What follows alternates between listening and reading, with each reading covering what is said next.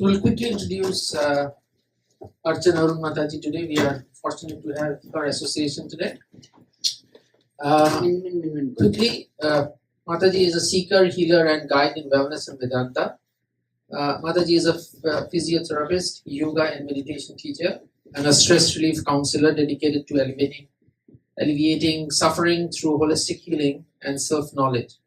Rooted in the wisdom of Vedanta, she actively propagates its timeless teachings, guiding individuals towards inner clarity, balance, and liberation. As the founder of Mokshadam, a non-for-profit organization, she is committed to making yoga a meditation accessible to all. Through daily sessions, global outreach, and community initiatives, her work has touched thousands of lives, offering relief from stress, chronic conditions, and emotional challenges. With a master's in neuro rehabilitation from University of Manitoba, Archana Mataji integrates modern neuroscience with the traditional science of yoga, meditation, and Vedanta, creating transformative programs for adults, youth, and children.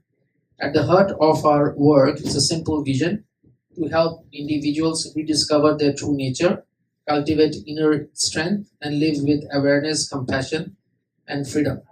If you're ready, please throw your arms in the air and chant 3 times Hari Bol and welcome Mataji. Hari Bol! Hari Bol! Hari Bol! Hare Krishna everyone. Hare Krishna. Namaste everyone. Thank you Sudipta ji for calling me here and thank you for the nice introduction. So मैंने healthcare में for the past 20 years in Ontario, I have been working in public health sector and I have seen so much of pain and suffering in my patients. I had my private practice too, but there's no permanent solution to healthcare issues, chronic healthcare issue in the OHIP system. If you have diabetes, you have diabetes. That's what they say, right? So, but then I'm a yoga practitioner, yoga teacher, and also I've been studying Vedanta for the last 10 years. And what I feel is, हमारे system में जो भी हम वेदांत भक्ति yoga meditation सब करते हैं उसमें हमारे फिजिकल मेंटल हेल्थ सबका सोल्यूशन है स्ट्रेस का and I have been relieving stress for people through these teachings and also my background as a neuroscience कि हमारा ब्रेन कैसे फंक्शन करता है तो amalgamating both the modern education and ancient old जो भी हमारा ट्रेडिशन है वेदांत और भक्ति का तो उसी तरह से मैं लोगों को हील करती हूँ and the healing that it brings is permanent so अगर आप वेदांत और भक्ति दोनों को समझेंगे तो आपके जीवन में स्ट्रेस होगा ही नहीं जीरो स्ट्रेस होगा किसी के लाइफ में स्ट्रेस है अभी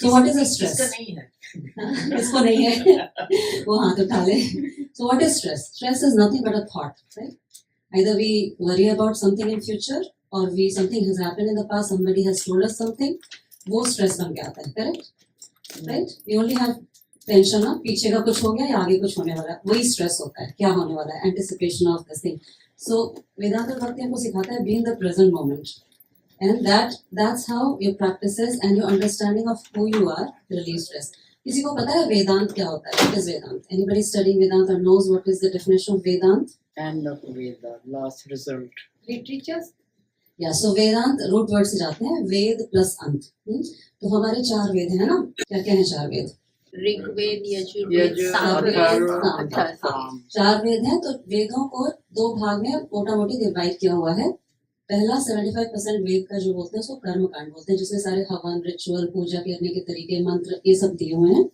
और लास्ट 25% है जिनको बोलते हैं ज्ञान कांड जिसमें बताया हुआ है हु एम आई मैं कौन हूँ उसका ज्ञान दिया हुआ है उसको बोलते हैं ज्ञान कांड उसी का निचोड़ है Bhagavad Gita Bhagavad Gita is the most practical aspect of Veda तो वेदों का जो फाइनल मैसेज है ना या फिर ऐसा भी बोला जा सकता है उसको जानने के बाद कुछ जानना बचा नहीं है उसको वेदांत बोलते हैं वेद का अंत जैसे आपने बोला वेदों का फाइनल मैसेज तो जो कर्म कांड है वो मोस्टली लोग करते हैं जो हम रिचुअल्स करते हैं पूजा पाठ करते हैं वो कर्म कांड आते हैं वेदों में जो दिया हुआ है बट जो ज्ञान कांड होता है उसको उपनिषद भी बोलते हैं ठीक है उपनिषद बोलते हैं Upanishad is basic nothing but a dialogue between a student and a teacher on the nature of self like what is atma and teacher बताता है you are atma you are that तो वो बताता है उसका and it's not a philosophy it is a step by step process what is our true nature तो वेदांत में 3 मुख्य ग्रंथ आते हैं एक तो उपनिषद आते हैं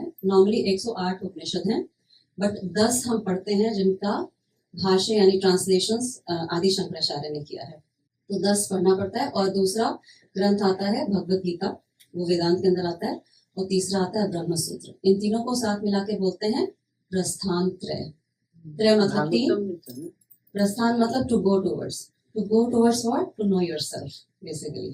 तो शंकराचार्य जो थे ना, आदि शंकराचार्य के, वॉज वेरी क्रिटिकल कि आप रिचुअल्स वगैरह सब करो but mindless ritual will not lead you to gyan. If you know the rituals why you are doing that, then it will lead you to gyan. और ज्ञान क्यों important? Why we should know what we are. Only when we know what we are we can perform our duty well. अगर एक doctor को पता ही नहीं होगा कि वो डॉक्टर है तो अपनी ड्यूटी परफॉर्म कर सकता है? अगर वो भूल जाए कि वो डॉक्टर है, उसको एमनेशिया हो जाए, तो नहीं कर सकता ना।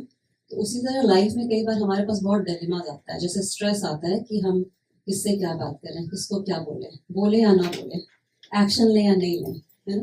भगवत गीता में तो यही हुआ था ना, अर्जुन को डिलेमा हो गया था, उसको पैनिक अटैक आ गया था। फर्स्ट चैप्टर भगवत गीता का क्या है? अर्जुन के साथ योग। Arjun was in lot of stress, emotional trauma कि क्या करना है, अपने ही लोगों से लड़ना है उसे। तो जीवन में कई बार आता होता है, you have to fight within your own family members, you have to fight with your colleagues, not physical fight but mental fight करना पड़ सकता है, and then you have to deal with situations in your life. So जब हम भगवत गीता पढ़ते हैं, जो वेदांत की स्टडी के अंदर आता है, भगवत गीता का पहला शब्द है धर्म, लास्ट शब्द है मम, भगवत गीता का। So entire Bhagavad Gita is nothing but telling out about what our dharma is, okay, and dharma is not religion. तो every संस्कृत वर्ड का इंग्लिश में वर्ड नहीं होता है। तो dharma is not religion, dharma is something, it can be translated as mainly what you should do in what situation. जैसे not crossing a red light is a dharma, crossing a red light is a adharma, pretty straightforward, right. But situations life में complex हो सकते हैं जब हमको समझ नहीं आता है कि हम क्या रोल प्ले करें। एक माँ का धर्म क्या है? अगर हस्बैंड और बेटे के बीच में लड़ाई हो रही है, मैं किसका साथ दूं? या अगर मैं माँ हूँ या मैं सास हूँ तो मैं क्या करूँ? तो कई बार लाइफ में बहुत डिलेमा आती है, उसमें समझ नहीं आता है कि धर्म क्या है। Dharma basically the right action in which there is a least harm. धर्म का ये मतलब नहीं है कि उसमें हार्म नहीं हो सकता। जैसे फॉर एग्जाम्पल टीनेजर बच्चों को आपको डांटना भी पड़ सकता है पढ़ाई के लिए, they don't like it but you have to do as a mother और पेरेंट, राइट। धर्म का हमेशा ये मतलब नहीं है कि everything will be you know with love and everything. धर्म में कई बार हार्ड स्टेप्स भी लेना पड़ता है। You may have to create boundaries, especially in relationship issues. I do a lot of stress management for people, or most of the women usually come to me with relationship issues. उनको समझ नहीं आता कि boundaries कहाँ पे create करें, कहाँ पे एक्सपेक्टेशन होना चाहिए, कहाँ पे वो क्रॉस हो जाता है बाउंड्री। तो वो समझ हमको वेदांत की पढ़ाई देता है, क्योंकि वेदांत हमको बताता है कि हमारा धर्म क्या है, हमारा नेचर क्या है। हम क्या ये बॉडी है, ये रोल प्ले करें as a mother, as a wife, as a husband, as a employee और सिटीजन ऑफ अ कंट्री, या this body is playing a role but we are something else. जब आपको क्लैरिटी आती है ना, तो एक हल्का सा डिस्टेंस क्रिएट होता है आपके रोल में और आप क्या हो। तो जो आपकी वो एनर्जी मैनिफेस्ट होती है, जैसे आप इतने अच्छे पेरेंट हो लेकिन एक दिन आपके बच्चे से आपको सुनना पड़ सकता है आपने मेरे लिए क्या किया। सारे पेरेंट को सुनना पड़ सकता है। उस समय आपकी मन की स्थिति क्या है वो डिपेंड करता है आप कितने स्थित हो to know who you are. क्योंकि हम यूजुअली लोग हमको कई बार डिफाइन करते हैं ना कि आपने ये नहीं किया, आप ऐसे हो, या हम अपने बारे में ही सोचते हैं कि मैं मोटी हूँ, मैं पतली हूँ, आई am not so good enough, मैं अच्छे से अपना काम नहीं कर पा रही हूँ। हम अपने आप को ही डिफाइन करते हैं। लेकिन वेदांत की पढ़ाई बोलती है कि नहीं, you are not all these things, you are just living life in different layers. तो सबसे पहला लेयर हमारा होता है शरीर का, जो दिखता है। जो दिखता है वही दिखता है ना, कि हम ये शरीर हैं, हम स्त्री हैं, हम पुरुष हैं। बट वेदांत की पढ़ाई बोलती है कि नहीं, तुम ये नहीं हो, तुम आत्मा हो। तो जब उस स्टैंड पॉइंट से जब अपने आप को आप समझने लगते हो कि I am not this body और this mind, but the body and mind is just a tool given to me to function in life, वो जब आपको वेदांत की टीचिंग से पता चलता है तो आपका स्ट्रेस लेवल अपने आप धीरे धीरे कम होने लगता है। और वो जो होता है वो परमानेंट होता है। उसके लिए आपको किसी से वैलिडेशन की जरूरत नहीं पड़ती है कि मैं कौन हूँ। कई बार हम खाना भी बनाते हैं तो हमको लगता है कोई बोले अच्छा तो बन गया है, या हम ऑफिस में भी काम करते हैं, हमको वैलिडेशन चाहिए होता है।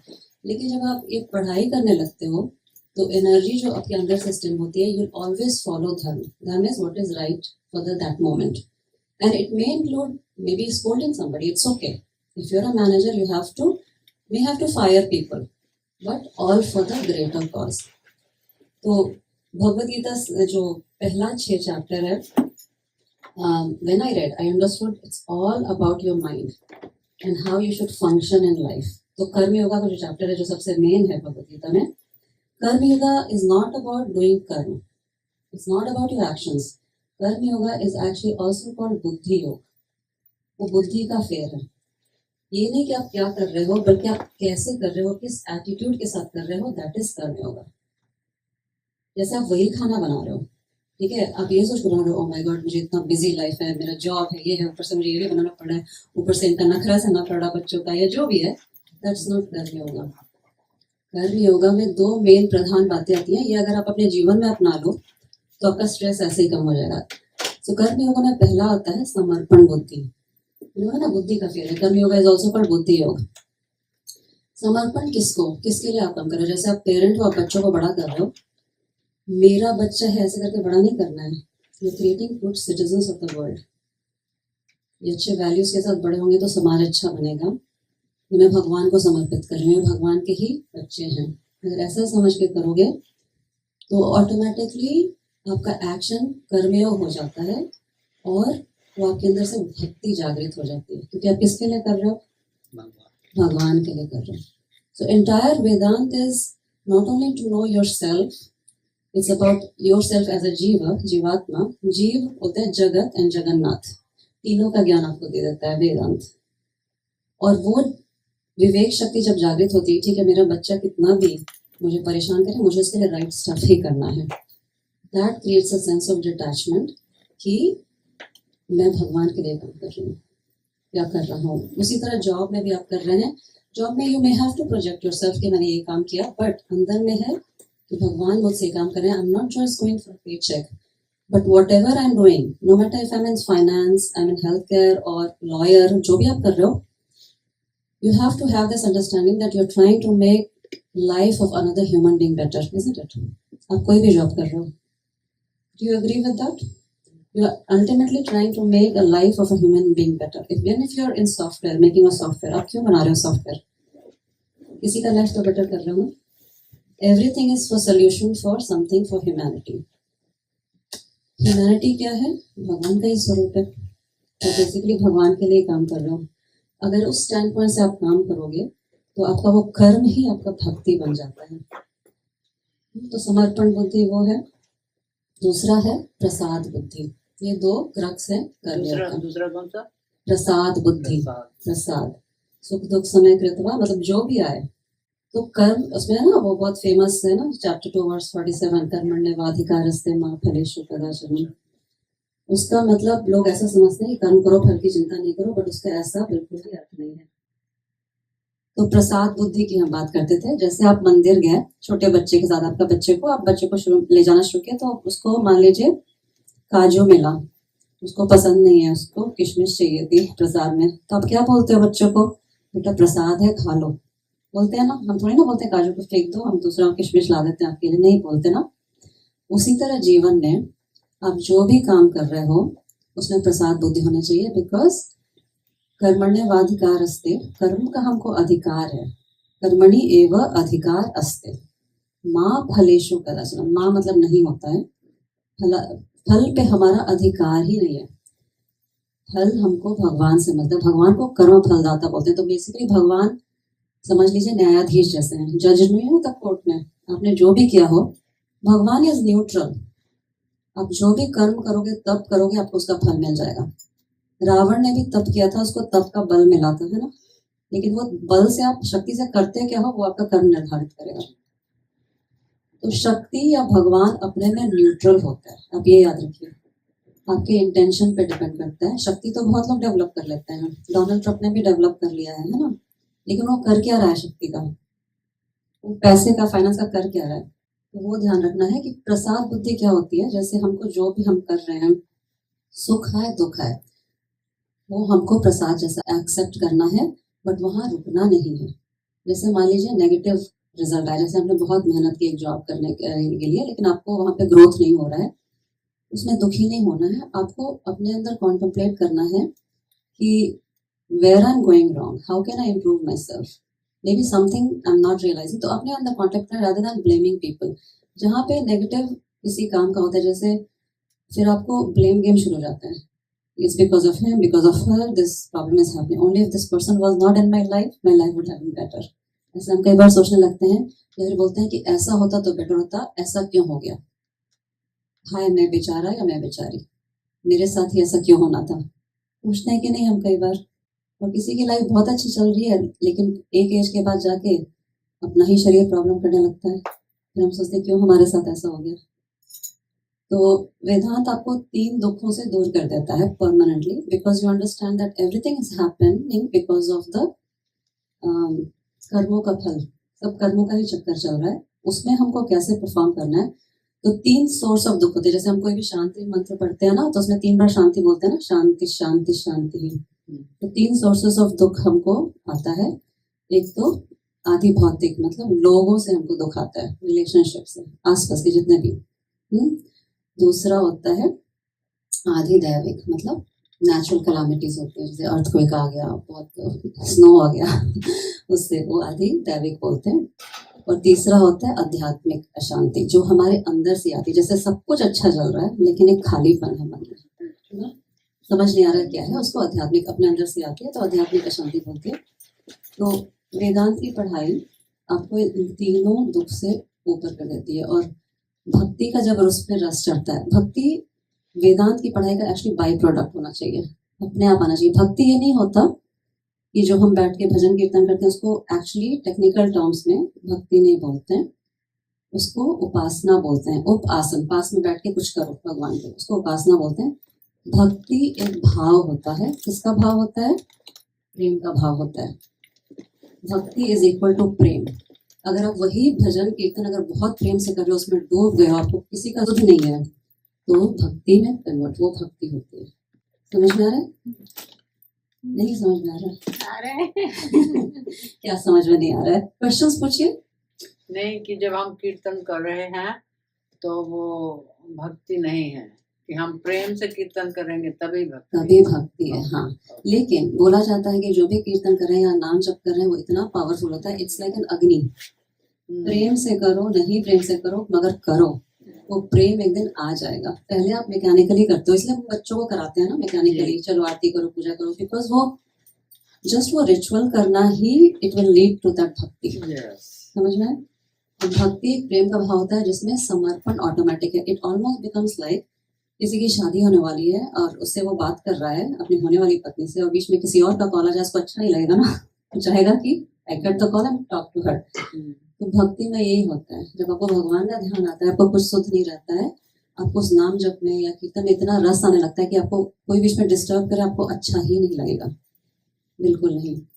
तो वो अपने आप से क्वेश्चन पूछिए कि मेरे अंदर वो रस आया है कि नहीं, क्योंकि वेदांत इज लाइक छेना, भक्ति इज लाइक चाशनी, वो दोनों मिलकर ही रसगुल्ला बनता है ना, उसके बिना नहीं होता है।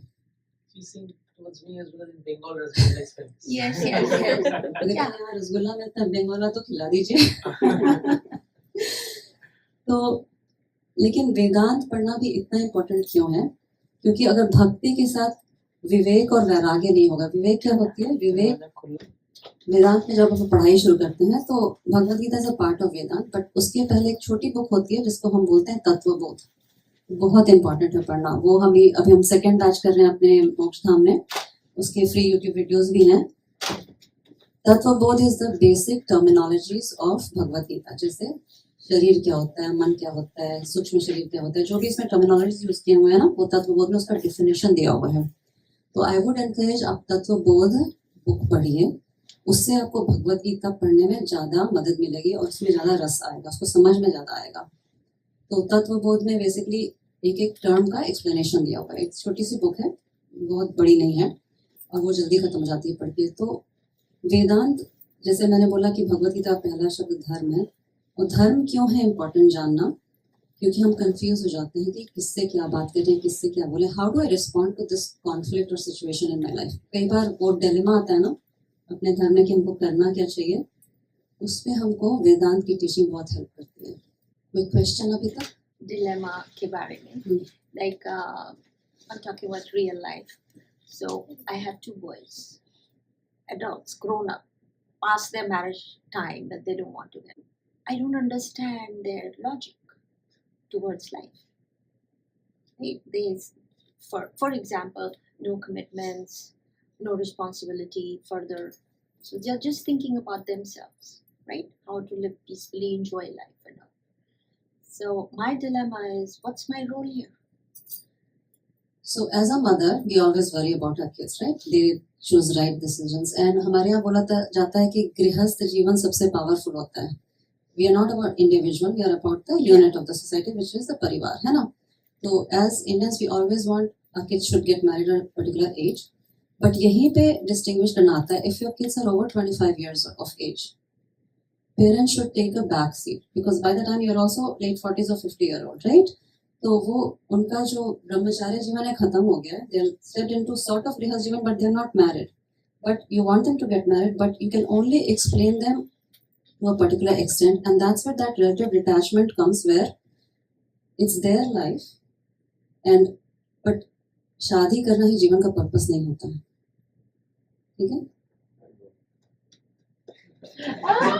Is that Armin? What do you want married? I know. Go in that place. तो हमारे यहाँ साधु संतों ने दो मार्ग दिया है, एक गृहस्थ मार्ग दिया है, एक विरक्त मार्ग दिया है. शादी से ज़्यादा इम्पोर्टेंट वो समझ होती है कि what is the purpose of my life. ठीक है? What is the purpose of life, ये सबको क्वेश्चन होता है एक पॉइंट पे कि क्या ये खाओ पियो ऐश करो वही जीवन है क्या? मतलब बच्चों का हमारा ये काम है कि हमने जो किया वही वो करें, अच्छा जॉब करो, ये करो, लेकिन अल्टीमेटली उससे भी संतुष्टि नहीं मिलती है खाओ पियो ऐश करने से भी. लाइक एक लाइफ में कई बार खालीपन आ जाता है कि just what we are living life in a cycle, right? हर साल न्यू ईयर आ रहा है, हर साल बर्थडे आ रहा है. सो और बच्चे आपके स्पिरिचुअल होंगे नहीं होंगे वो उनके कर्म फल पे डिपेंड करता है, आपके नहीं. Your role is just like a facilitator, just like a coach. आप एक पर्टिकुलर पॉइंट पे जाके बता दो, but then you have to stop. It's there. जैसे कोच होता है ना, वो प्लेयर ही फुटबॉल का गोल मारेगा, आप नहीं मार सकते अगर आप कोच हो तो. एज अ पेरेंट आप उनका लाइफ नहीं डिसाइड कर सकते. आपको सबसे पहले यही सिखाता है वेदांत कि I know they are my kids, they have come through me, but I don't own their karma.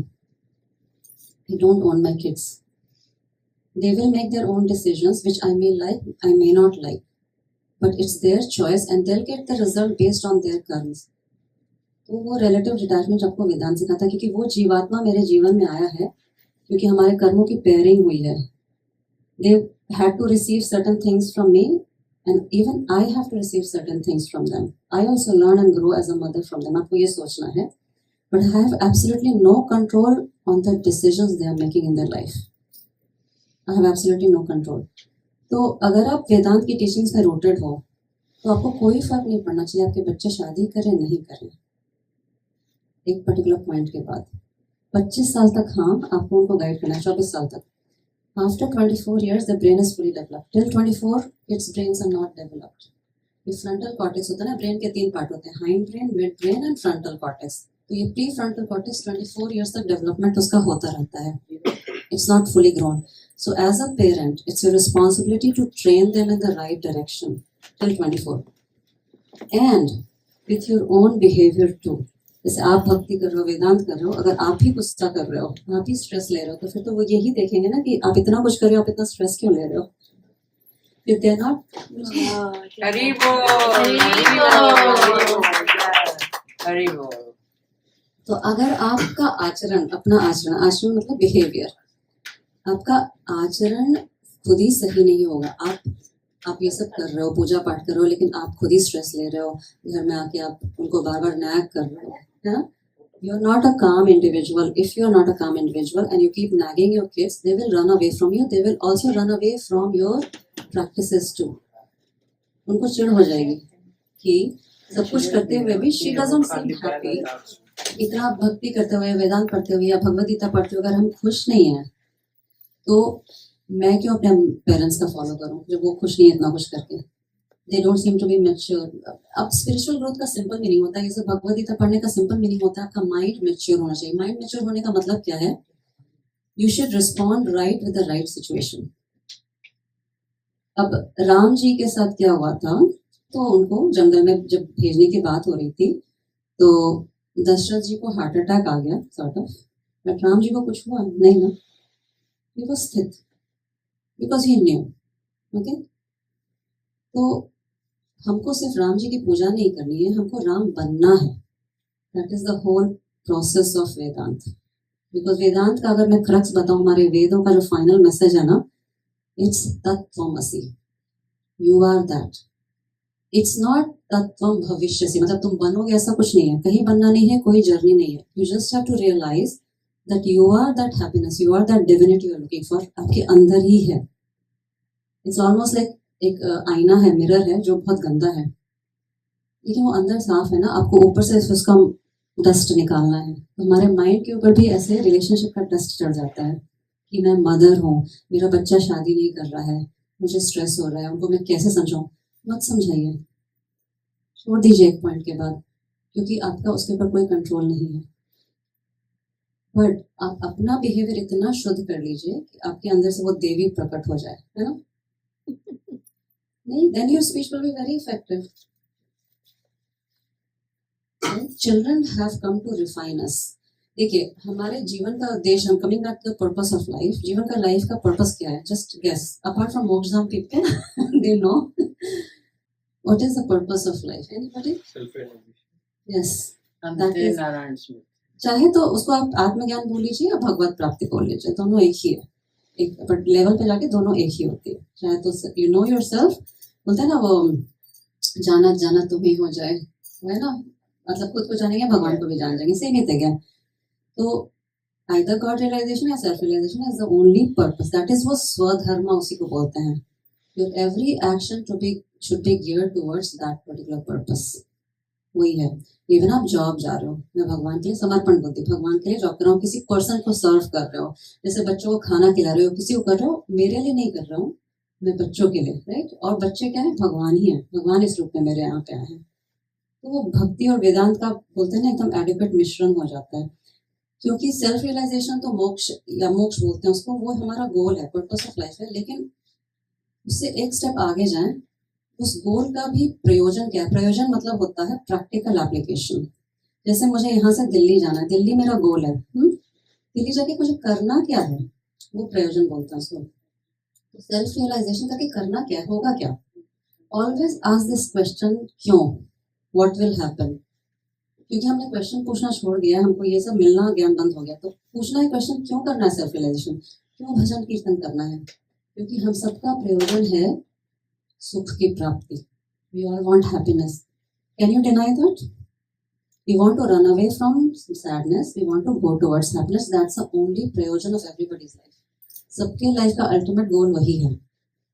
हम लेटे भी रहते हैं तो हम करवट लेते हैं, क्योंकि सीधा लेटे लेटे दुख गया, हमको दुख निवृत्ति चाहिए ना। कोई भी एक्शन ले लीजिए, it's for sukh prapti, for our happiness only, no matter what we do. We want the other person to also behave the way we want them to behave, our kids or our spouse or our, if you're manager with your employees, because हमको वो happiness चाहिए। Happiness the core for everything. It's a nature of life. Happiness is nature of life because Anand is सच्चिदानंद, जो बोलते हैं ना, भगवान is आनंद स्वरूप। तो वो हमारा बेसिक नेचर ही है, we want happiness. Even a tiny little, अगर आप अमीबा को ले लेंगे, single cell animal amoeba science, high school science, amoeba की भी एक साइड अगर आप शुगर पार्टिकल रख दें, एक साइड एसिड पार्टिकल एसिड रख दें, तो वो शुगर की तरफ जाएगा, एसिड से दूर भागेगा। तो life demands happiness, no matter what you do, it's all about happiness, it's not about Bhagwan. हम सोचते हैं ना कि हम यहाँ हैं, भगवान यहाँ है, हमारे उपनिषद बोलते हैं नहीं, यहाँ है, you are that, and you have to realise, then you will get that permanent happiness. तब आप फंक्शनल पूरा रहोगे, you will be functioning as a mother, but you will not be attached to it, you know, उसमें लिप्त नहीं रहेंगे, क्योंकि उनके एक्शन से आपके मन की स्थिति चेंज नहीं होगी। वो जो भी एक्शन है, समर्पण कर दीजिए। मैंने अपने तरफ से बच्चों को अच्छा पाला पोसा बड़ा किया है, आगे उनकी इच्छा वो क्या करें, मैंने अपनी ड्यूटी 100% कर दी है। तो एवरी मोमेंट वो कर्म समर्पण होता है ना, वही आपको भक्ति की तरफ लेके जाता है। Question? But I see nowadays, like not only in this Mataji's sons, but I see majority of the children nowadays, they don't want to get married, and they don't want to even go to the temple. They don't want to pray, but they think that you have to be nice to people, you have to do good to other people, you have to work hard, sincere. वो उनका भी ये दिमाग में कि you have to be a nice person. Yeah. बोलते हैं कि लोग मंदिर में जाते हैं, but they are not nice. So what's the point of going to the That's temple? true. That reason is very So that's what valid. like some That reason is very kids, they valid. talk like that, So तो यानी कि Wrong, you're wrong. we have failed to create, हम लोग ने ऐसा समाज बनाना छोड़ दिया है जो पर्सन पीपल जाते हैं, they're also self realized. ठीक है, हमने ये कर दिया कि वहां भी माइंड का ड्रामा चलता रहता है. तो they are very right. They don't want to go to temple. My kids also don't want to go to temple, but they know all the teachings of Bhagavad Gita. मैंने उनको घोट के पिला दिया है. तो वो इम्पोर्टेंट नहीं है टेम्पल जाते हैं नहीं जाते हैं, क्योंकि वेदांत या भक्ति का पर्पस आपको अच्छा ह्यूमन बीइंग बनाना सिर्फ नहीं है. Being a good human being is a starting point. Dharma is the starting point of our studies. धर्म समझना है तो वो सही कर रहे हैं. Let them evolve on their own, because if you have created a good human being, your job is done. अगर उनके कर्म में वो स्पिरिचुअलिटी आना होगा, मंदिर जाने का ना, तो अपने आप आएगा. एक समय था टीनेजर में, मैं बहुत रिबेलियस किड थी, मैं मंदिर नहीं जाती थी. मैं अपने पेरेंट्स से क्वेश्चन पूछती थी कि ये क्यों वो क्यों. किसी के पास मेरे पास आंसर नहीं था, तो मैं मंदिर जाना छोड़ दिया था. मैं नहीं जाती थी. एंड थैंक गॉड हमारे इसमें इतना फ्रीडम था कि हमको गला नहीं काटा गया मंदिर नहीं जाके. So that freedom we give to our kids. Let them explore their own self themselves. तो आप फोर्स करोगे तो वो पॉइजनिंग हो जाएगा. They'll even run away from you. हमारे इसमें बेस्ट थिंग है कि हमारे अंदर वो फ्रीडम है. we need to explore. जब मैंने खुद से एक्सप्लोर करना शुरू किया, जब मुझे वो नॉलेज मिला, वो ज़्यादा डीप था क्योंकि मेरे इंटरेस्ट से मैंने एक्सप्लोर किया. तो वो ज़्यादा अच्छा, हमको बोलना भी नहीं चाहिए, नहीं जाना मतलब ठीक है बेटा. बट लाइफ में जब सिचुएशन आती है, जैसे मेरी बेटी का किसी के साथ स्कूल में प्रॉब्लम हो गया है ना, and at that time the solution you provide to them is what determines whether they'll go towards you or away from you. And if your solution is rooted in Vedant, so they will come to you every time. That is my own experience. समझ में आ रहा? आप उनको right suggestion दोगे rather than nagging them कि ये करो वो करो, वो ज़्यादा बेटर टीचिंग है. वो ही भक्ति है. So give that live example. What was your suggestion? मैंने बचपन से बच्चों को अमर चित्र कथा और ये पौराणिक स्टोरीज पढ़ाई है और सबका मीनिंग समझाया है. जैसे इवन नवरात्रि के समय मैं उनको मीनिंग समझा रही थी, तो स्कंद माता वगैरह का जब आता है तो मेरी बेटी बोलती है ये तो बिग बैंग थ्योरी जैसा लग रहा है. They try to relate it, right. So I try to explain everything in their language. जैसे मैं अभी मुक्तसर के थ्रू हम यूथ का क्लासेस लेते हैं, फ्री क्लासेस है योगा वेदांत की. मैं वेदांत करके नहीं पढ़ाती उनको, मैं उनको उनके टर्म से पढ़ाती हूँ. जैसे how to handle peer pressure, every Sunday मैं लेती हूँ पर्सनली 8 से 9 for youth 13 to 20 year old. तो उसमें सबसे पहले बच्चों को, आपको सबसे पहले ये समझना है कि वेदांत हमको सिखाता है कि हम 5 layers ऑफ एग्जिस्टेंस में जीते हैं. सबसे पहला लेयर होता है अन्नमय कोश. हाँ, तो आपको अन्नमय कोश को रिफाइन करना है बच्चों का, और ये बचपन से, जिनके बच्चे छोटे हैं, it's much better. For example, अन्नमय कोश को कैसे रिफाइन कर सकते हैं? So it doesn't start with Bhagwan और Vedanta. Okay, it starts with annamaya kosha. जो दिमाग दिखता है वो पहले, what you know, you start with that. That's a beauty. तो अन्नमय कोश को, there 3 pillars of good health. सबसे पहला है गुड स्लीप. आप टाइम से सो रहे हो, सोने के पहले स्क्रीन देख रहे हो, तो बच्चे भी वही सीखेंगे. बट आप बच्चों को सिखा रहे हो कि सोने के 1 घंटे पहले स्क्रीन बंद कर देना चाहिए क्योंकि वो ब्लू लाइट आपको डिस्टर्ब करता है. तो ये सब मैंने साइंटिफिकली बच्चों को बहुत सिखाया है. मेरे बच्चे, they are born and brought up here, but they speak very good Hindi. Not only that, to me, to others too. They are very natural with it. Why? Because बचपन में मैंने उसको समझा दिया था कि एक लैंग्वेज से एक ब्रेन सेल्स एक्टिवेट होता है, 2 लैंग्वेज से 2, 3 से 3, तो इतना कनेक्शंस बनता जाता है. So they got a very scientific approach to what I wanted to teach them. तो उनको कभी भी मैंने फोर्स नहीं किया कि तुम लैंग्वेज स्पीक करो मेरा. और मैंने बहुत फन बनाया. मैं हिंदी क्विज खेलती थी उनके साथ गाड़ी में जाते जाते. So whatever time you are spending with it, what are you teaching them? नहीं तो मैंने बहुत ट्रेडिशनल बच्चों को बड़ा किया है, but everything was very scientific in my home, क्योंकि मैं हेल्थ केयर प्रोफेशनल हूँ, मुझे पता है. और मैं यहाँ एज अ स्टूडेंट आई थी मास्टर्स करने. तो मैंने जब मंदिर अटेंड करना शुरू किया तो उस समय आज से 20-25 साल पहले मैंने एक स्टार्क डिफरेंस देखा यहाँ के बच्चे जो यूनिवर्सिटी में वर्सेस इंडिया से जो हम आए थे, राइट। यहाँ के बच्चे मंदिर में सब जाते हैं लेकिन उनके अंदर वो भाव ही नहीं रहता है अपने पेरेंट्स के प्रति, ये कुछ ऐसा। वो बच्चे के साथ आपका इमोशनल क्लोजनेस नहीं होगा तो आप भूल जाओ उनको कुछ भी सिखाना। इमोशनल क्लोजनेस कैसे फास्टर करते हैं, उनको राइट टीचिंग्स दिखा के and with love, not forcing. Forcing doesn't work because I am saying you have to do no why explain करना है। और ये मैंने अपने पेशेंट्स में भी ऐसे ही करती थी कि व्हेन आई एक्सप्लेन दैम कि क्यों ये करना है ट्रीटमेंट, क्या होगा और नहीं करोगे तो क्या होगा, तो कंप्लायंस ज्यादा होता था, वो ज्यादा फॉलो करते थे rather than if I just tell them कि आपको ये करना है ना। तो बच्चों के साथ भी क्यों टाइम से सोना है, क्यों चबा के खाना है, कैसे खाना है, gratitude for the food, gratitude for the farmer, ये सब मैंने सिखाया हुआ है। Third pillar of good health is good exercise. You must exercise. वो बचपन से ही फिटनेस का डाला हुआ है क्योंकि शरीर को रिफाइन करेंगे। वेदांत की पूरी पढ़ाई है ना आत्मा वर्सेस अनात्मा, मतलब क्या किधर ध्यान देना है किधर नहीं ध्यान है। तो बट ये जो भी हम योगा मेडिटेशन एक्सरसाइज फूड करते हैं अनात्मा के लिए लेते हैं, शरीर और मन के लिए करते हैं। क्यों? उसको रिफाइन करेंगे तभी तो उसके बियॉन्ड जाएंगे ना। If you don't refine your mind, if you keep watching garbage, how can your mind be ready for the study of Bhakti or Vedanta?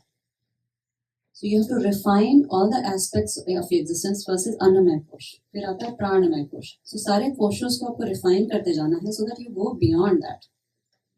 जैसे डॉक्टर बीमारी पढ़ते हैं हम लोग, डिजीज पढ़ते हैं, तो डिजीज के लिए नहीं पढ़ते हैं, हेल्थ के लिए पढ़ते हैं, वो हटाने के लिए पढ़ते हैं ना। उसी तरह वेदांत में स्थूल शरीर, सूक्ष्म शरीर, प्राणमय कोश, ये सब पढ़ते हैं उसको हटाने के लिए। लोग चावल चुनते हैं, इंडिया में चावल चुनना बोलते हैं ना, चावल चुनना, लेकिन हम उसे कंकड़ चुनते हैं ना, चावल तो नहीं चुनते। तो आत्मा तक पहुंचने के लिए बाकी अनात्मा को रिफाइन करते जाना है। जितनी आपकी बुद्धि सूक्ष्म होती जाएगी उतना ही ज्ञान अंदर जाता जाएगा। तो बच्चों को it's not a one day thing कि all of a sudden they are 25-30 year old and you want them to get married, but वो उस पॉइंट पे पहुंचे कैसे, हमको 5 साल के जब से होते बचपन से शुरू करना है। एक तो मुझे लगता है कि यहाँ आने के बाद डिसिप्लिन थोड़ा कम हो जाता है क्योंकि स्कूल सिस्टम वैसा है, डिसिप्लिन बहुत ही कम है यहाँ पे। और एज पेरेंट्स हम भी बहुत बिजी रहते हैं तो बहुत मुश्किल होती है उनको डिसिप्लिन करना, कितने बजे उठना है, क्या करना है। And they say you don't know our system here. तो वो एक डिफरेंस ऑफ कल्चर हो जाता है। लेकिन बचपन से अगर आप उनको ये सब टीचिंग्स बताते रहेंगे तो उनकी वो विवेक शक्ति बहुत vivek shakti is nothing but the ability to discriminate between what is wrong, what is right, what I should do in life, what I should not do। उसकी जो क्लैरिटी आती है ना बच्चों में, अगर आप बचपन से, और आपको भी वैसे ही लाइफ जीना है because then you are like a role model to them. Like you should also sleep on time, you should also eat healthy, you should also not gossip about others, things like that. So it's not a one factor which makes a individual। वो व्यक्ति इतने सारे experiences से साथ पड़ा हुआ है। आप कैसे लोगों के साथ उठते बैठते हो, आपका समाज कैसा है, बाकी लोग उन बच्चों पे क्या प्रभाव डाल रहे हैं, एवरीथिंग मैटर्स।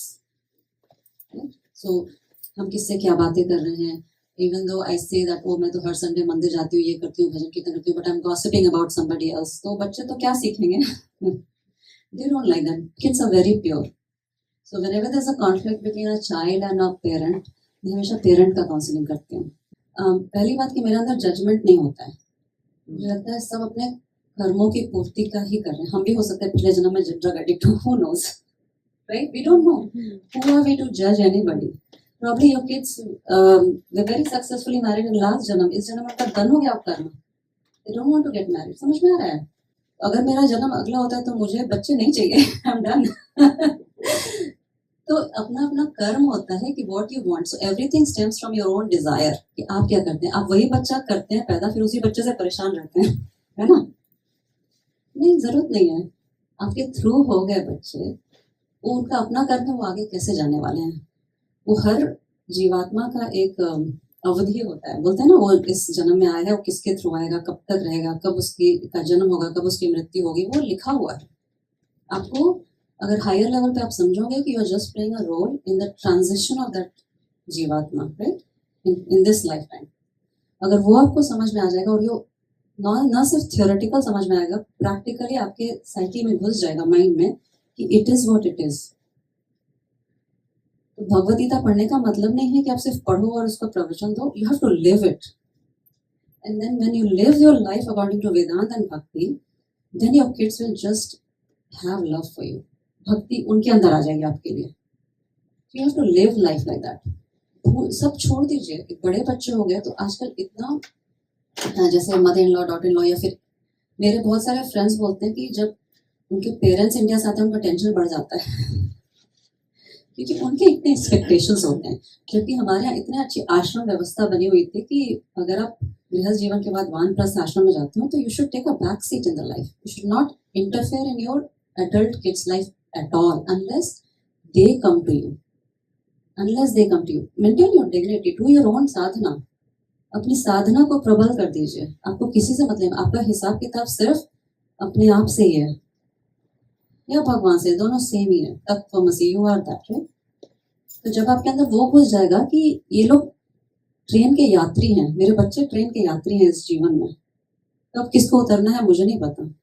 जब वो आपके मन में घुस जाएगा तो स्ट्रेस ऑटोमेटिकली ही चला जाएगा, but you will be more functional. This is the most practical way of living life where you have lot of. तो आसक्ति और प्रेम में डिफरेंस होता है. जैसे आसक्ति मतलब अटैचमेंट. जैसे इस चेयर से मैं अटैच हूँ तो मैं इस चेयर को क्लीन नहीं कर पाऊंगी ना. If I am tied to this chair I won't be able to clean this chair, right. तो अगर आप अपने रिलेशनशिप से अटैच्ड रहोगे तो आप उनको अच्छे से फ्लरिश नहीं कर पाओगे, उनका ध्यान नहीं रख पाओगे. But Mataji, how many people on this earth are lucky to meet people like you? No, right? Who comes to the temple or who seeks this kind of knowledge, approaches those kind of people?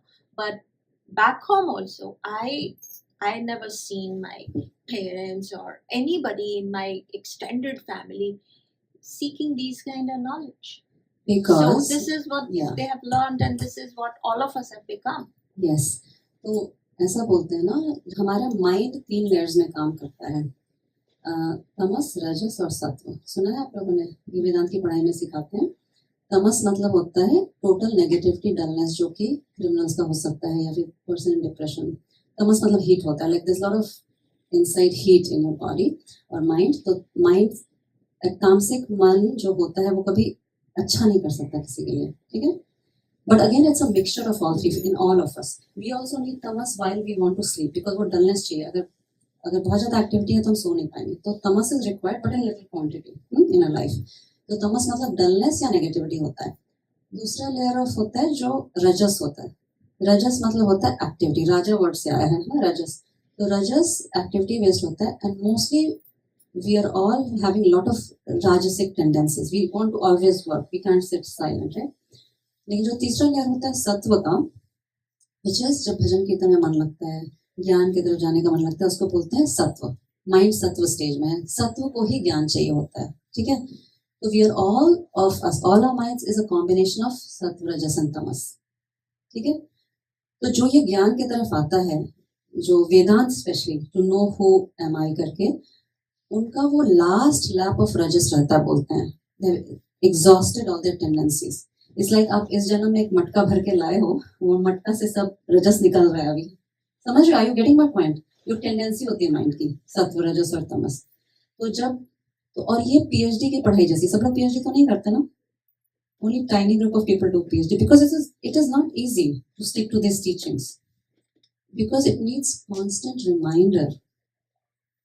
And it needs a very robust sadhana and a teacher. Very robust. Like जो आपको hold करके रख सके teaching. So the main purpose of my starting Moksha Dham was this only. मैं जब यहाँ पे आई as a student तो मैंने 2-3 चीज़ देखा, especially Indian community में, कि we were very divided with language. छोटी-छोटी community सब अपने language के हिसाब से बनी हुई थी. दूसरा, like there was no unity in the sense, and people used to go to temple and all, but वो डेप्थ नहीं था लोगों में. डेप्थ इन द सेंस कि to foster community, to foster that oneness नहीं था. बहुत कम था क्योंकि सब डिवाइडेड थे, सब बिजी थे और सब सॉर्ट ऑफ लाइक मैं अपने पेशेंट्स में भी देखती थी डिफॉल्ट मोड में लाइफ जी रहे हैं. लाइक सुबह उठ रहे हैं, ऑफिस जा रहे हैं, काम कर रहे हैं, फिर सुबह उठ रहे हैं, ऑफिस जा रहे हैं, काम कर रहे हैं. उसमें कभी भी कहीं भी स्पिरिचुअलिटी का जगह ही नहीं था, स्थान नहीं था. और इतने डिवाइडेड थे हम लोग तो मैंने सोचा कि हमको क्या यूनाइट कर सकता है beyond language, from Kashmir to Kanyakumari, from Bengal to Gujarat. तो मुझे यही समझ में आया कि वेदांत ही कर सकता है। और दूसरा, अगर आप बाहर निकल जाइए सुबह 5 बजे या 6 बजे, मिसिसागा एरिया की मैं बात बोल रही हूँ, तो most of the time you see either white man और चाइनीज मैन साइकिलिंग और going for a walk. I don't see any Indian man. ठीक है, वो सुबह उठ के बैठ के टीवी खोल लेते हैं, क्रिकेट चल रहा है या कुछ कर लेते हैं, फोन पे चले जाते हैं। तो अब अभी हम डिस्कस कर रहे थे कि आपने आंसर किया था उसको, मैंने अपने ग्रुप में, हमारा मोक्षधाम का एक कम्युनिटी है व्हाट्सएप का, मैंने मैसेज दिया था कि why Indian men don't come to spirituality. Mostly जो मोक्षधाम में है वुमेन ही आती है हमारे यहाँ। हमारे अराउंड 200 पीपल हैं हमारे कम्युनिटी में। तो सिद्धि जी ने आंसर दिया था कि people who have homes close to station often miss the train. But the problem is not that. The problem is it's an upbringing. It's a lack. They think they know it all. पता है क्यों वो ऐसा है हमारे community में, Indian community में? Because वेदांत के साथ न्याय दर्शन हमारे गुरुकुल में पढ़ाया जाता था। तो हमारे जीवन में, हमारे जीन्स में तर्क बहुत है। सब लोग तर्क करना जानते हैं, बहस लगाना है। क्योंकि न्याय दर्शन वॉज गिवन बाय महर्षि गौतम। तो न्याय दर्शन अगर आप उसका प्रैक्टिकल एप्लीकेशन देना चाहते हैं तो चाणक्य थे। चाणक्य ने तर्कशास्त्र को करके उन्होंने साम्राज्य स्टैब्लिश किया था। तो हमारे जीन्स में तर्क शास्त्र है। मतलब we want to know, we want to बोलते हैं ना वाद विवाद, वो हमारे जीन्स में है। बट वो राइट डायरेक्शन में होना चाहिए ना। सही बात है, हमारे इसमें इतना खुलापन है कि हमको क्वेश्चन पूछना मना नहीं किया जाता है। भगवत गीता में भी अर्जुन ने क्वेश्चन पूछा तभी तो हमको भगवत गीता मिली ना जी। So when our kids ask question, you should be ready to answer them in the right way. But for that you should know. अगर आपको ही नहीं पता रहेगा कि एक्चुअली कोर टीचिंग क्या है भगवत गीता की, तो फिर कितने लोगों को मैंने देखा है कि जैसे एक कम्युनिटी होती है, मान लीजिए आप राम को पूछ रहे हैं या कोई शिव को या कृष्ण को, तो उनको लगता है वही मेन है, बाकी सबका वो निंदा करने लगता है, विच इज नॉट गुड। जब आप वेदांत पढ़ते हैं तो ऐसा लगता है ईश्वर भी माया का स्वरूप है। पता है आपको, Ishwar is a name and form. Vedanta आपको ये बताता है ये नेम एंड फॉर्म है, वो भी माया कृत है। माया क्या है? माया भगवान की शक्ति है। माया इज नॉट इल्यूशन। ओके, तो ये सब क्लैरिटी आती है आपको पढ़ के कि ईश्वर क्या है, माया क्या है, उसमें हम कहाँ फिट होते हैं, ये सब बहुत क्लैरिटी आती है। तो अगर आप if you want to take something away from today's lecture, मेरे यूट्यूब पे फ्री तत्वबोध के लेक्चर्स हैं। Tattvabodh is the basic book of Vedanta. Vedanta पढ़े बिना वो भक्ति का रस इतना गहरा नहीं उतरता है। अगर उतरता भी है तो टेम्पररी रहता है। जब तक आप मंदिर में हो, आप अपने संग के साथ हो तो अच्छा लगेगा। घर जैसे पहुंचोगे आपको प्रैक्टिकल लगेगा, ओ ये लाइफ मेरा अलग है, वो लाइफ अलग है आपको ऐसा फील होने लगेगा। बट ऐसा सच नहीं है। एंटायर लाइफ शुड बी भक्ति में, you know, every aspect of your life. आप सड़क पे भी किसी को मिलो, आपके अंदर से वो ईश्वर ही दिखने चाहिए। जो आपको परेशान भी कर रहा है वो भी सोचिए मेरे ग्रोथ के लिए आया ये पर्सन।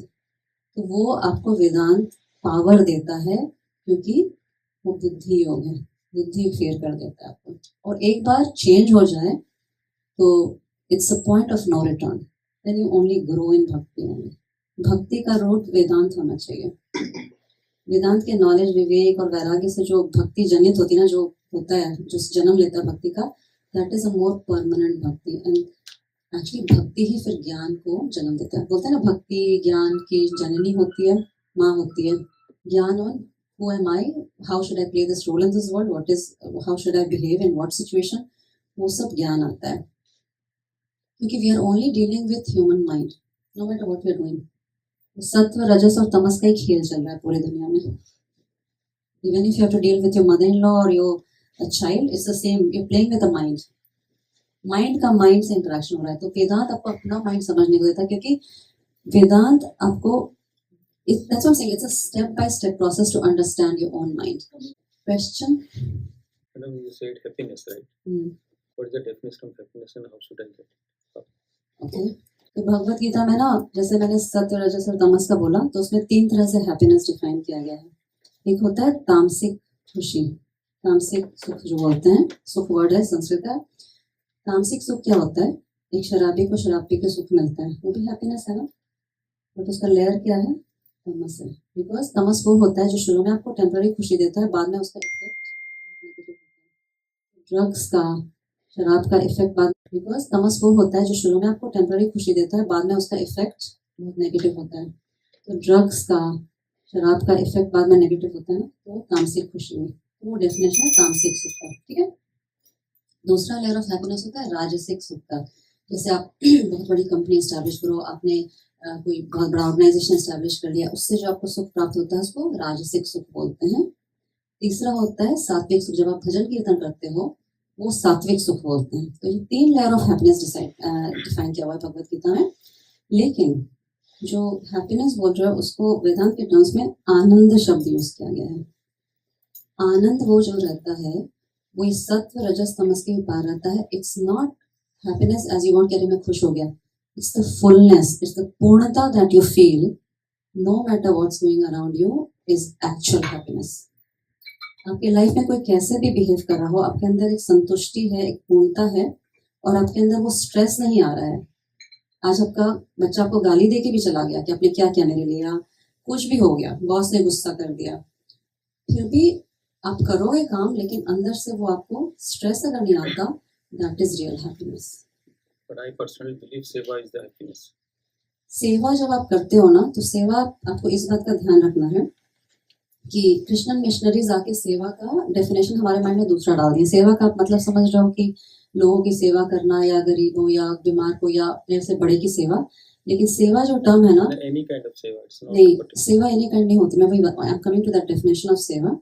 सेवा is only done for Bhagwan. Even you are serving your parents, अगर उसमें आप भगवत भाव कर रहे हो कि भगवान मेरे पेरेंट्स के रूप में आए हैं, तो ही वो सेवा होती है। जैसे आप लोग यहाँ बैठे हो, भगवान इतने रूप में मेरे सामने आए हैं, मुझे बोलने का मौका दे रहे हैं, वो सेवा होती है। वो भाव है, सेवा एक भाव है। सेवा किया नहीं जाता है, सेवा मन का भाव होता है। आप समझ रहे हो डिफरेंस? जैसे आप आपके बच्चे हैं, आपके बच्चे तो जैसे आपके पेरेंट्स तो हैं, है ना, तो पेरेंट्स बीमार हैं, जैसे आपको बहुत स्ट्रेस हो रहा है, मेरी माँ बीमार हो गई, मुझे हॉस्पिटल लेके जाना है, वो सेवा नहीं है, वो एक बच्चे का टेंशन है, मदर को ध्यान रखने का। लेकिन अगर आप बोलो कि जो no matter what the situation is, I do the best for my mother, उसमें आप पूर्णता के साथ करते हो, विदाउट मन में एजिटेशन लिए, वो सेवा है। फॉलो क्वेश्चन कुछ और पूछ लीजिए, मन में डाउट नहीं रहना चाहिए। In the beginning, you were saying that is a purpose why we take birth in a specific family, or we come.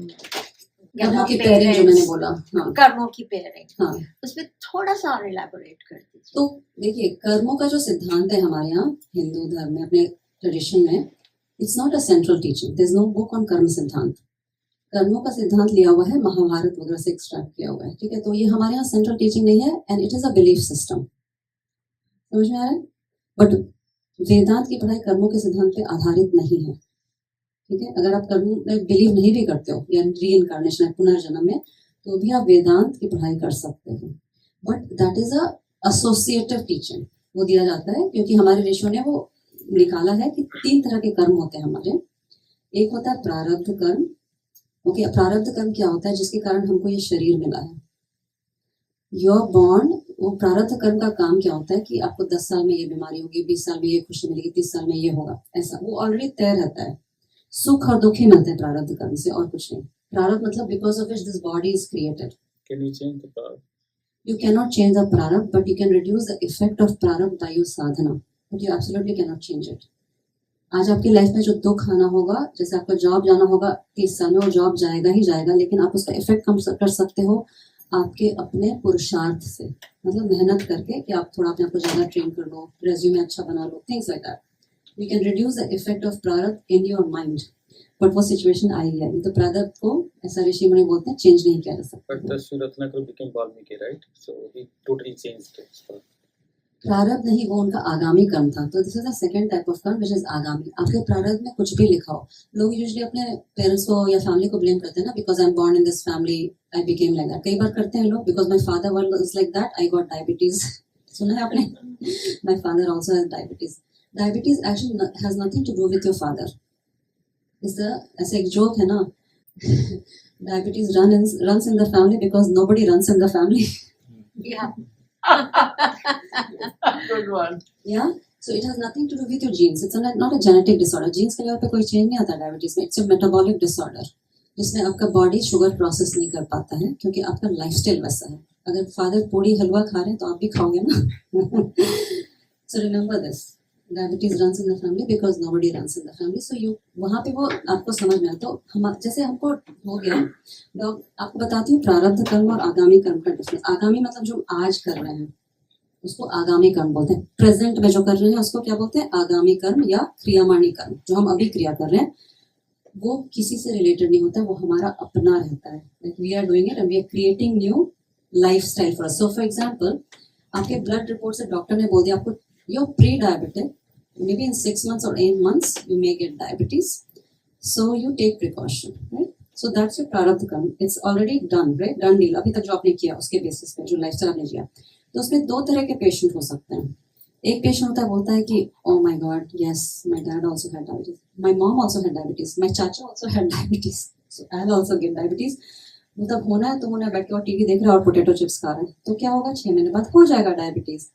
दूसरा पेशेंट रहता है वो रिसर्च करता है कि डायबिटीज क्या होता है, कैसे होता है, मैं कैसे इसमें कर सकता हूँ. ठीक है, लाइफस्टाइल चेंज करता हूँ, फूड हैबिट्स चेंज करता हूँ, थोड़ा भक्ति करता हूँ, थोड़ा व्यायाम करता हूँ. I change my entire lifestyle and the way I think. वो 6 महीने में हो सकता है डायबिटीज कोच बन जाए. You never know. वो आपका आगामी कर्म है. Theory of Karma helps even in your studies. लेकिन आपको उसको किस डायरेक्शन में, वो इट्स अ नॉलेज सिस्टम, आपको किस डायरेक्शन में यूज करना है आप जानिए. बट वो आपका फ्यूचर एकदम हार्ड रिटन इन स्टोन नहीं करता है. अपने हाथ पे बहुत कुछ डिपेंड करता है. अपना shape of every moment you are making your karma. Do you understand that? The way you are thinking every moment आप अपना फ्यूचर बना रहे हो. नेगेटिव सोचते रहोगे नेगेटिव बनेगा. सोचोगे कि नहीं ऐसा नहीं है. तो इसलिए जब हम लोग मेडिटेशन करते हैं मोक्ष धाम में, they know that I usually do a contemplative meditation कि in next 1 year 2 year how do I want to see my self. Start visualizing and start changing your actions according to it. और अच्छे कर्म का अच्छा ही फल होता है. जो पुराना आ गया प्रारब्ध में वो पुरानी खेती है, वो तो आएगी आएगी. पुरानी खेती जो फलित हो गई है वो आ ही जाएगी, लेकिन आप उसका इफेक्ट कम कर सकते हो. थर्ड टाइप है संचित कर्म. संचित बोलते हैं जो इतने सारे जन्म से जमा है ना, इसका बैंक बैलेंस. लेकिन बोलते हैं इफ यू रियलाइज योरसेल्फ, और भगवत प्राप्ति जिसको हो जाती है उसका संचित जल जाता है. इसलिए का बर्न्ड बीज, उसको जले हुए बीज से कंपेयर किया गया है कि वो फलित नहीं होता है, फिर वो महात्मा वापस नहीं आता है. तो again it is a belief system. Belief system can neither be proved nor be disproved, but this was given by a rishi and there is no central. हमारा पुनर्जन्म या कर्म सेंट्रल टीचिंग नहीं है. सेंट्रल टीचिंग है जो उपनिषद या वेद की टीचिंग है. Tattvamasi, you are that. You are that मतलब प्रेजेंट टेंस में यूज किया गया है. ऐसा नहीं बोला यू विल बिकम दैट, ना. You are that, you just have to realize yourself. It's present here and now.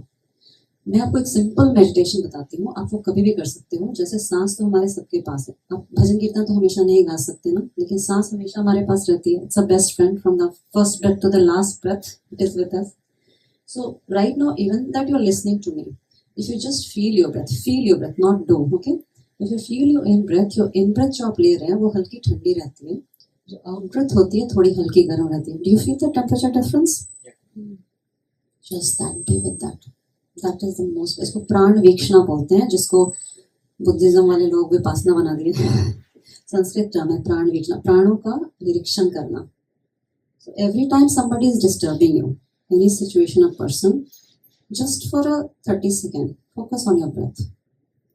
Feel your breath and make it a practice. Make it a practice to feel your breath, not do your breath or do pranayam. This is the basic practice and you can do this anytime. Nobody will know. While waiting for a coffee, while taking a bus, driving a car. मैं सबको initially जब training देती हूँ बोलती हूँ do at every red light. Then you'll start loving the orange light. You'll stop and you'll be safe also.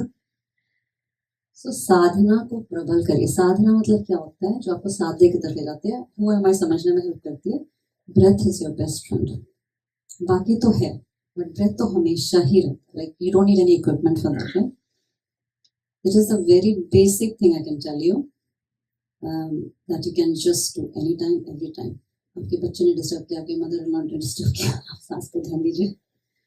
धीरे धीरे करके आपको इतना मजा आने लगेगा, तो कोई कुछ भी बोल रहा है आपको सब लगेगा सब सत्य तमस का ड्रामा चल रहा है स्टेज पे. You start.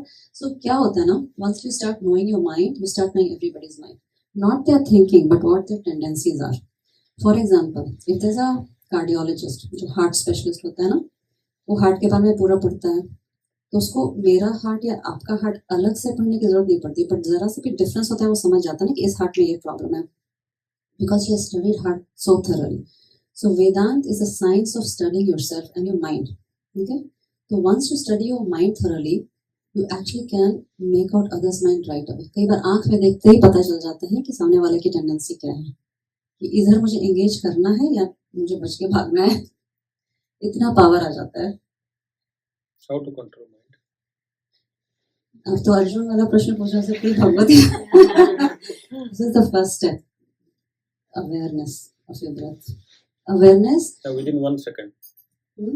Within 1 second, 2 seconds. How to control mind? Within 1 second, 2 second. Focus on your breath. बोलो जो चल रहा है, ड्रामा चल रहा है, आंख बंद कर लो, दुनिया एग्जिस्ट नहीं करती मेरे लिए. 1 second में तो वही. लेकिन अवेयरनेस में ये बता रही हूँ, जोक्स अपार्ट, जैसे आपके अंदर गुस्सा आ रहा है या माइंड वॉन्डर कर रहा है, तो अपने माइंड को ऑब्जर्व करिए. बी साक्षी भाव बोलते हैं उसको, वो भी वेदांत की स्टडी में आता है, साक्षी भाव. Be a sakshi to your mind. What is my mind thinking? Okay, मेरे माइंड में अभी बहुत गुस्सा आ रहा है, उसके लिए आ रहा है, सांस पे ध्यान दो, सांस पे ध्यान दो, वो गुस्सा अपने आप धीरे धीरे सबसाइड कर जाएगा. So don't react right away. तो क्या होगा ना, जैसे 6 महीने पहले आप किसी सिचुएशन में राइट अवे रिएक्ट करते थे, 6 महीने बाद जिस प्रैक्टिस है आप उस पर 5 मिनट बाद रिएक्ट करोगे, 1 साल बाद आप उस पर 2 मिनट बाद रिएक्ट करोगे, 5 साल बाद उस पर रिएक्ट ही नहीं करोगे. चेंजेस आता है. And these people are witness. How many you feel that way? या I have witnessed myself in my life. It's changing. The way we think actually matters a lot. How we think. What I believe is, if you just breathe in, don't breathe out, your mind will be within you within 1 second. Is it correct? आप वो कुंभक बोल रहे हो ना, holding the breath. Yes. Holding the breath is very powerful, very very powerful. But वो that's why I am saying every morning when you get up you should have at least 20 minutes of sadhana, either a mantra jaap और breath control, जो भी आप करना चाह रहे हो, but उसमें सिंसियरिटी चाहिए, कुछ भी कर रहे हो. और then but that 20 minute sadhana should also translate, sprinkle it throughout the day. ऐसा नहीं कि 20 मिनट कर लिए और बाकी समय जैसे भी जी रहे हो, right? It's a full lifestyle thing. Sadhana is not a 20-minute thing or a half-an-hour thing. Yes, every Sunday ritual. ऐसा नहीं है. It's your lifestyle. Sadhana is your lifestyle. The way you think, the way you interact with people. The entire life is sadhana actually. Mataji, can you come back to that point? Which point? Same thing. Why we take birth in a specific family, or why we meet people which are already destined. So, for example, just an example. Getting married, right? They get married because that person was supposed to come into your life, right? Then why there are divorces, why there are breakups if he was supposed to come to your life? So everybody in your life has come to teach you, to refine you for your own growth. Okay? It's for your own growth. क्यों ऐसा होता है? और जो दुख आपको अगर पति के फॉर्म में आना होगा, पत्नी के फॉर्म में होना होगा, या बच्चे के फॉर्म में आना होगा, आएगा ही आएगा. और ये क्लोज रिलेशनशिप से ही, इसीलिए भगवद गीता ना, किससे दुखाया था अर्जुन को? किससे? अपने ही. जिसकी गोद में वो पला था ना, मुझे इनको मारना है, भीष्म पितामह को. तो अब तो जितना वो आना होगा वो तय है, वो आएगा ही आएगा, कुछ नहीं कर सकते उसमें. ठीक है? आपको वही मैं बोल रही हूँ कि वो ट्रेन के यात्री जैसे होने चाहिए. और ऐसा कुछ नहीं कि आज बच्चा मेरे यहाँ जन्म लिया तो मेरे साथ या मेरे कर्मों पे ही वो चलेगा. ऐसा तो एक्सपेक्टेशन बिल्कुल नहीं रखना चाहिए. अगर मैं स्पिरिचुअल पाथ में हूँ तो नॉट नेसेसरी मेरे बच्चे जाएं, उनका अपना कर्म है ना. तो वो फ्रीडम आती है वेदांत पढ़ के कि I can not control anybody else's life. What I can only control is my mind, my breath, all those things, and through my teachings I can only refine myself. And दूसरा ये होना चाहिए कि हम कितना अपने एनर्जी से दूसरे को दे सकते हैं rather than ले सकते हैं. जब आप पढ़ते पढ़ते आपकी ना देने की टेंडेंसी ज़्यादा हो जाती है, तो आपको किसी से कुछ एक्सपेक्टेशन बचा नहीं रहता. बट एक्सपेक्टेशन का मैं ये मतलब बिल्कुल नहीं बोल रही हूँ जैसे आपने किसी को काम असाइन किया घर में या जॉब में, वो नहीं करना, वैसा नहीं है. वो स्टिल आप करोगे, आपके अंदर वो वेव शक्ति है मुझे किससे कैसे यूटिलाइज करना है ऑल्सो. तो वो वही बोल रही हूँ, लोग आते हैं लाइफ में जाते हैं, वो आपके कर्म के ऊपर ही डिपेंड करता है। कई बार आप कितना भी ट्राई कर लो रिलेशनशिप बचेगा नहीं आपका। क्या कर सकते हैं? You have to learn and grow from there. I think I have been told to finish. Unless somebody has a burning question. आपने कहा अच्छा कर्म का अच्छा होता है, तो बुरा कर्म का क्या होता है? बुरा कर्म का बुरा होता है। तो दो बार प्रेसिडेंट बोल जाते हैं, बुरा क्या होता है? वो आपको छोटा दिख रहा है, इसलिए मैं बोल रही हूँ। कर्मों की theory is not the central thing.